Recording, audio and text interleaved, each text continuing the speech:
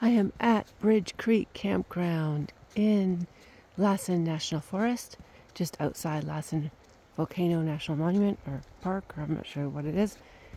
And this is gorgeous. I have the whole side of this campground to myself. There's a couple of RVs. They're down at the other end of the campground at the entrance. I'm at the back of the campground. Just went on a little bit of a walk. And there's my bike. You can see it already. Yeah, there isn't even another campsite here.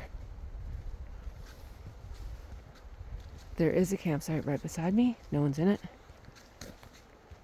And one across and no one's in it. Had a great sleep. Was really quiet.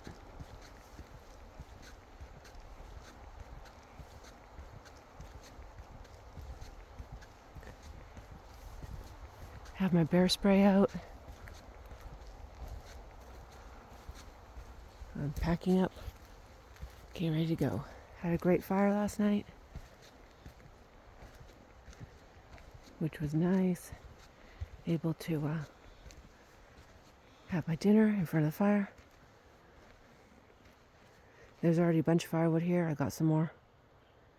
Didn't use that much. Didn't need to stay up that late. And yeah, really nice.